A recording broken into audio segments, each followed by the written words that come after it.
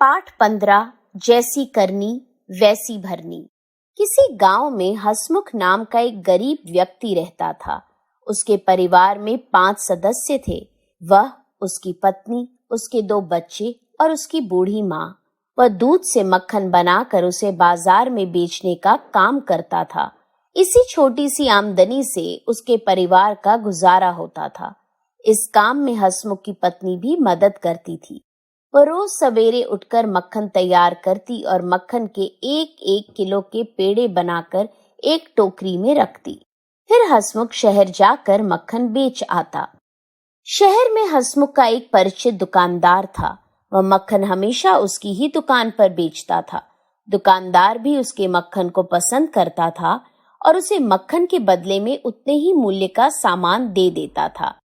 हसमुख भी दुकानदार से अपने घर के लिए चाय पत्ती, चीनी, तेल आदि सामान लेकर अपने गांव वापस आ जाता। बहुत दिनों तक ऐसा ही चलता रहा।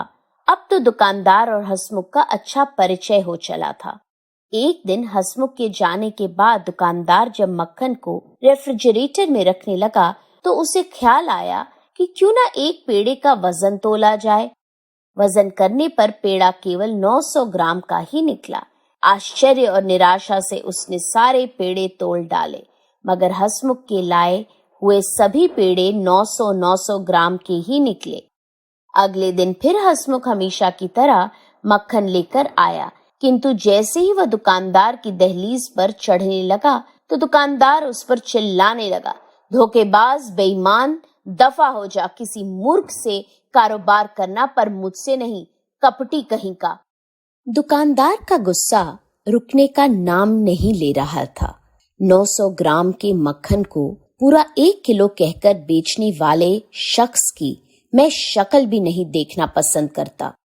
हसमुख ने बड़ी विनम्रता से दुकानदार की पूरी बात सुनी और फिर कहा, मेरे भाई, नाराज मत हो।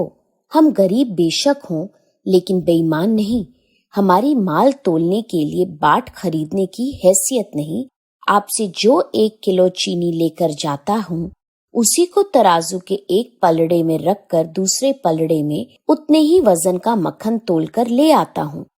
हसमुख की बात सुनकर दुकानदार को कुछ देर तो बोल नहीं आया। फिर हाथ जोड़कर धीरे से बोला, भाई, मुझे क्षमा कर दो। अब मैं जीवन में ऐसी गलती कभी नहीं करूँगा।